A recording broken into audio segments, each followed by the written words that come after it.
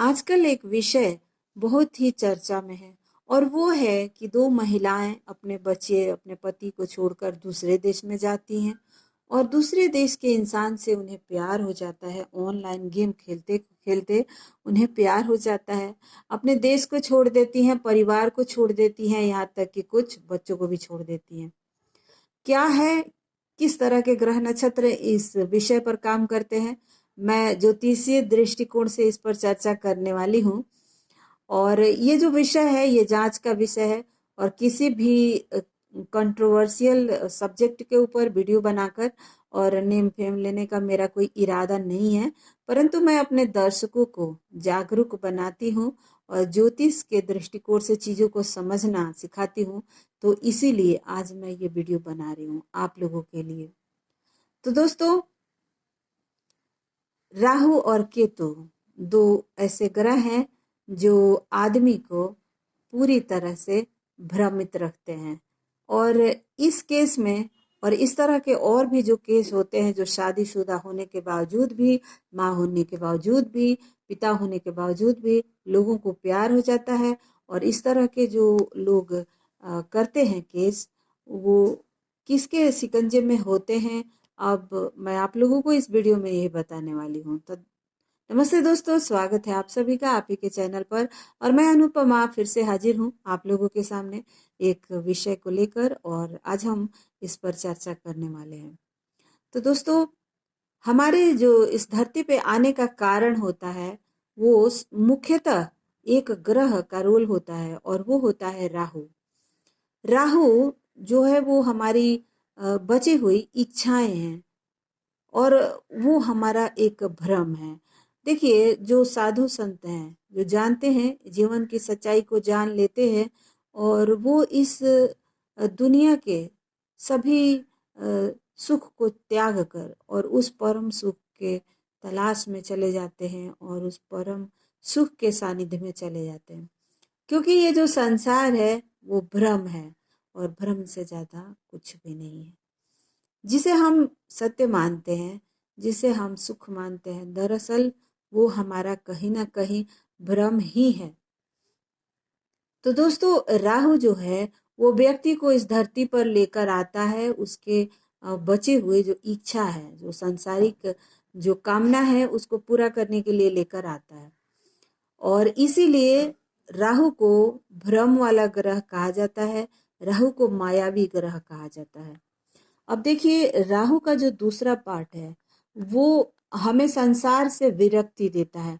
जिस भी भाव में बैठेगा, जिस भी ग्रह के साथ बैठेगा, वहां की चीजों में ये कमी कर देता है और हमें कहता है कि आप इसके लिए दूसरा दृष्टिकोण रखो।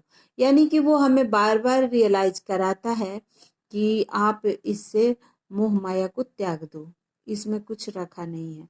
और इसीलिए ये जो ग्रह है इसे स्पिरिचुअल ग्रह माना जाता है, गुरु के समान फल देने वाला माना जाता है। वही जो राहु है, इसे ये शुक्र को और बुध को अपना मित्र मानता है। और बुध और शुक्र भी, ये लोग भी, ये ग्रह भी भौतिक हैं और कहीं ना कहीं हमें इस संसार के फेरे में घुमाने वाले ग्रह हैं। तो दोस्तों, राहु अगर आपके शुक्र के साथ बैठा है या शुक्र के ऊपर दृष्टि रखा है, सप्तम में राहु है, और राहु अगर आपके सप्तमेश के साथ है, आपके सप्तम भाव पे राहु की दृष्टि है, या फिर बहुत सारे ग्रहों के साथ राहु ने अगर सप्तम में युक्ति कर रखा है, दृष्टि कर रखा है, तो आदमी को भ्रम देता है। उन्हें लगता है कि जिस जो लाइफ पार्टनर उनके पास है वो दरअसल वो उनका नहीं है, कोई और है। और इस भ्रम में, इस माया जाल में व्यक्ति इस तरह के कांड करता है। और हालांकि कुछ ही समय के बाद जब उनकी आंखें खुलती है तो फिर वो एक ऐसे हालत में होते हैं कि ना इधर के होते हैं ना उधर के होते हैं। और फिर वो पश्चाताप, रोने और दुखी होने के सिवाय उनके पास कुछ बचता ही नहीं है। क्योंकि ये भ्रम जो उनके आंखों पे पड़ा होता है वो तब पूरा होता है जब वो ऐसा कांड कर लेते हैं। तो दोस्तों, आप सभी जानते हैं कि एक महिला जो होती है उसके लिए उसका परिवार, उसके बच्चे, उसके पति कितने इम्पोर्टेंट होते हैं। उनके खुशी के लिए वो सर्वस्व निछावर करने के लिए तैयार रहती है। लेकिन एक महिला अगर सर्वस्व त्याग दे एक प्यार के नाम पर, तो वहां पे वो कितने बड़े भ्रम में फंसी हुई है, कितना भयंकर स्थिति क्रिएट हुआ है। मैं देख रही हूँ कि बहुत सारे लोग कह रहे हैं इन्हें खुश रहने देना चाहिए, इन्हें प्यार हो गया है, इन्हें ये हो गया है, वो हो गया है। लेकिन कुछ ही समय के बाद जब उनकी आंखों के सामने से भ्रम हटेगा, तो पता चलेगा कि उनके साथ क्या हुआ है और कितना बड़ा वो नुकसान में, कितने बड़े कष्ट के भीतर आ चुके हैं। तो दोस्तों ये जो साल है 2023, इसको अगर आप जोड़ते हैं तो बनता है 7, और 7 जो है वो केतु का साल है। केतु जो है वो आपको इस तरह के काम करने के लिए उकसाता है, यानी कि आप धर्म के खिलाफ बात करना, धर्म विरोधी गतिविधियां जो है वो सब करना। आपको वो कहेगा कि पूजा पाठ मत कीजिए, ये बेकार की चीज है।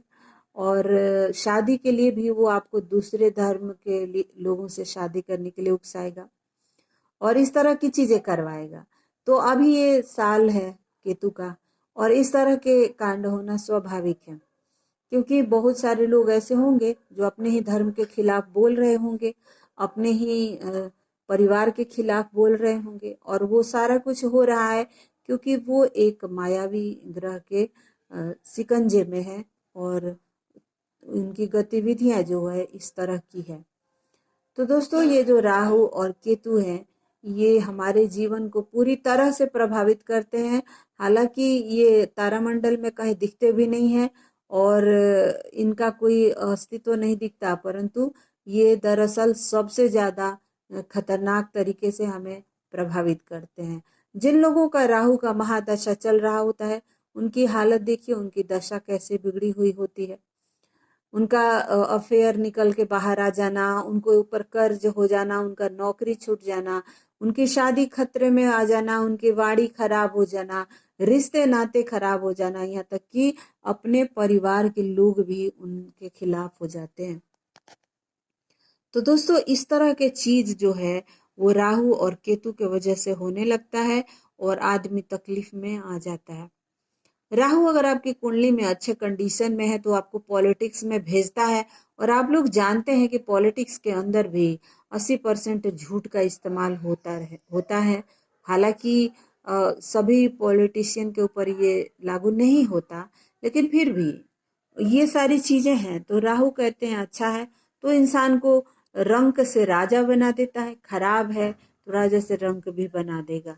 तो ये जो केस हो रहा है, जो ये अफेयर, जो लव, ये तमाम तरह के, अब आप सोचिए कि आप गेम खेलते खेलते आपको कैसे किसी से प्यार हो जाता है, और कैसे आप अपने घर परिवार को छोड़कर और किसी पराये इंसान के घर चले जाते हो, उसके साथ रहने को तैयार हो जाते हो।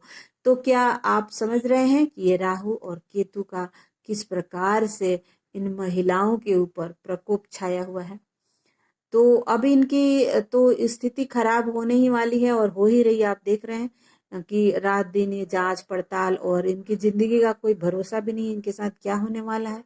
लेकिन अब ये आ चुके हैं एक बहुत ही बुरे जाल में फंस चुकी हैं, क्योंकि इनके ऊपर माया पूरी तरह से हावी है। तो दोस्तों अगर आपके साथ ऐसा कुछ कंडीशन बना हुआ है तो सतर्क रहिए, सावधान रहिए, और जिसे आप प्यार मोहब्बत और सब कुछ ये समझ रहे हैं वो सिर्फ और सिर्फ भ्रम है, और उससे ज़्यादा कुछ भी नहीं है। तो यही आपको बताना था। और वीडियो आपको कैसा लगा बताइएगा ज़रूर। मिलती हूँ नए विषय के साथ नए वीडियो में। तब तक के लिए मुझे दीजिए इजाज़त। Thank you so much for watching. सर्वे भवन्तु सुखिनः।